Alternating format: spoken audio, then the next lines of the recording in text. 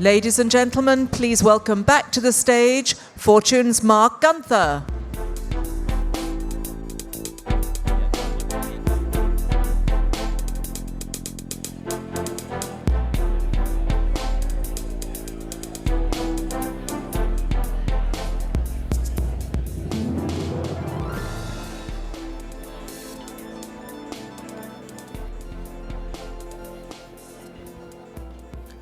Welcome back, everyone. With no ado, let's bring out Ken Powell, CEO of General Mills.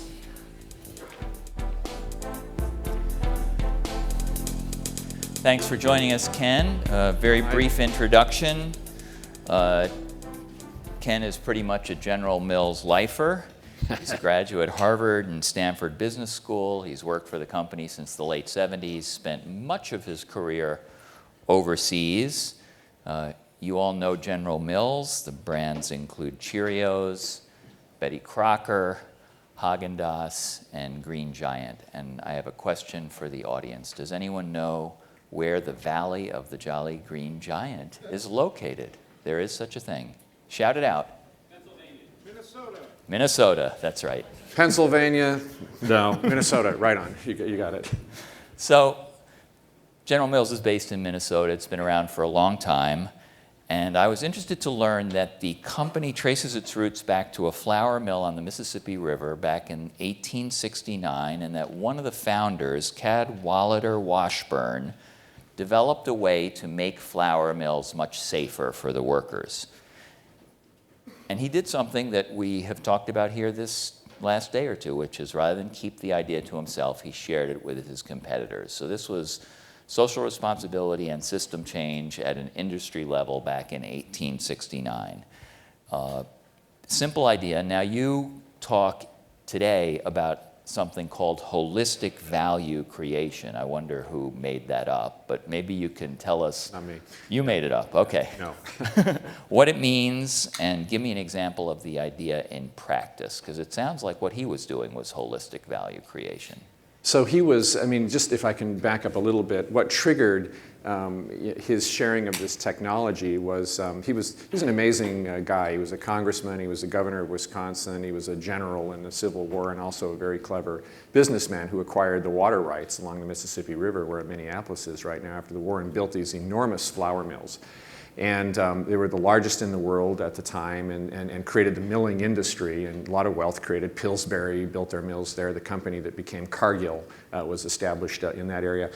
But what they didn't know about was the dust that was created in these huge milling operations. And what happened was that there was an absolutely cataclysmic explosion of one of these mills in the 1870s, and many people were killed.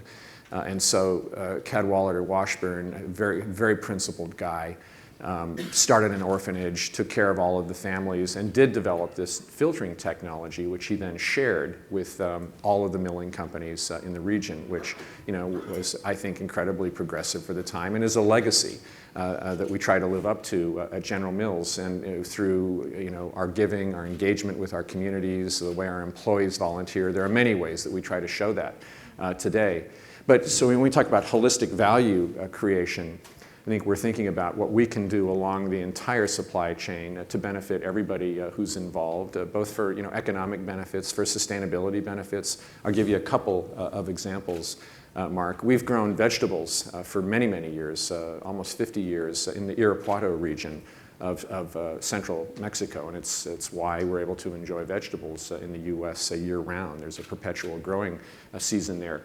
And we've been working with the same farmers for many, many years. But one of the things that we've been doing, ways we've been supporting those farmers over the last 5 years, is giving them interest-free loans so that they can install drip irrigation in their fields. And they're growing broccoli and carrots and this sort of thing, which cuts water use, which is critical in that part of the world, increases their yield, increases their income, helps us manage our costs, and ultimately helps consumers. But that's something where we're I think starting at the very beginning of the value chain and seeing it pass all the way through. We are also working, in that region, so that's something that we directly control. We're also working in that part of the world with all the other growers and suppliers in that valley to see if we can come together. We're actually doing this with the Nature Conservancy to see if we can figure out ways to sustainably manage the water that's being drawn from that important aquifer. So it starts with us, but we've tried to have some leadership and build it outwards to everyone in the valley.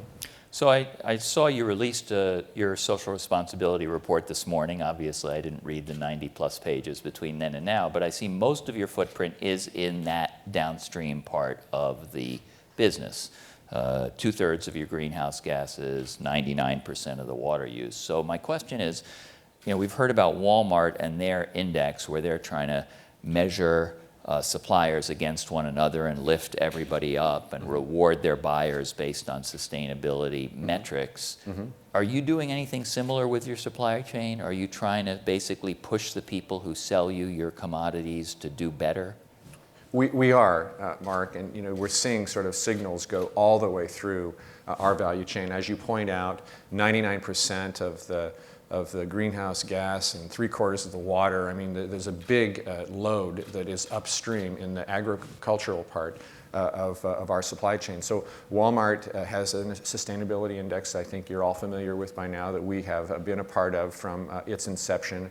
But we in turn, with our 100 largest suppliers here in the US and our largest suppliers in Europe, are giving them similar metrics that first of all, we'd like to understand what they're doing, their water use, their greenhouse gas, energy involved in transportation, all of these various metrics. So we're telling them we want to know what you're doing. We're doing the same thing, by the way, for our own internal use and for our partners. But we want to have information, on your metrics, and then we want to work with you to figure out what we can do together to improve on those metrics. And this is new, Ken? In other words, this is information you wouldn't have had 5 years ago. We would not have had this 5 years ago. These are things that we've started over the last several years. And are you going to set targets for them, or are you going to encourage your buyers of commodities to factor these things into their buying decisions? Or are you going to share best practices? We'll share best practice. We'll encourage them. We set our own internal targets. So within our four walls, and we've got 45 production sites across the U.S., for instance, we're very focused on reducing packaging waste, reducing our water use, reducing energy use. And so we've set targets for all of these various metrics, which are very public. They're part of the report that you looked at last night. On some we're ahead of our goals, on some we're behind. But I think the key thing is we're showing what our goals are and the progress that we're making. And we're going to encourage our upstream suppliers for similar transparency. Okay. So have you set, will there be rewards in effect for those who are most efficient, most productive, use less land, use less water, and emit less? In the agricultural world? Will they in some way become preferred suppliers, be paid extra, longer-term relationships? I mean, how are you going to sort of manage the supply chain? Over time, I think there'll be a preference for those who can make progress in these areas. But one point I'd like to make, we find that within our own four walls, there's a tremendous sustainability benefit to setting these kinds of goals and for focusing the organization on really making progress on these things, reducing water, reducing waste. There are also economic benefits to a company like General Mills, and particularly as we do live in an era, we think, of sustained high inflation for inputs. So we just think that because of global economic development and population growth, costs are going to go up year in and year out. It's very important for us to be extremely efficient, find the waste in our supply chain, and get it out of the system. And there's not perfect overlap, but there's significant overlap between that work to sort of offset inflation and a lot of what we do in the sustainability area. We've all heard the statistics about rising demand for food, energy, and water, which one would think would be a good thing for a food company. But I guess we need to think about how you're going to continue to meet the growing demands. Or what's your level of concern about pressures on water, land, energy, all the inputs that go into agriculture, and what time frame do you think we're going to start to see some of those effects? Yeah. So I am confident that we will be able to, the demand will be met, and the food that we need and the food inputs that we need to grow will be available. But I would also say that we need to think very seriously and make wise decisions on policy and what we're going to do over the next 20 or 30 years. And I'm sure you've heard some of these statistics over the course of this meeting, but we know by 2040 that there will be almost 3 billion more people on the planet, but it's not just the demographics of that growth. We know that, I hope that global economic development continues, and we think that there will be more and more people really entering the middle class over that period of time. And that means not just demographic pressure on food resources, but people will want to improve their diets as well. And as a food company, we know that one of the first things that consumers do when they start to enter that middle class around the world, whether it's China or India or Brazil, you look at all these markets, one of the very first things they do is they improve their diet. They buy more food, they buy more protein, they buy better food. So it's sort of a compounding effect. And so we know that demand is coming. So, and we know we're going to need to, we know we're going to need to increase yields. We know that we're going to have to develop improved agricultural infrastructure around the world, whether it's roads, whether it's better, post-harvest management, so there's less waste. And I think we're going to need technology. We're going to need higher yielding grains and this sort of thing in order to meet demand. So while I think we'll do it, I'm confident we'll do it, we do have to be wise and think hard about the policies and the way we approach this.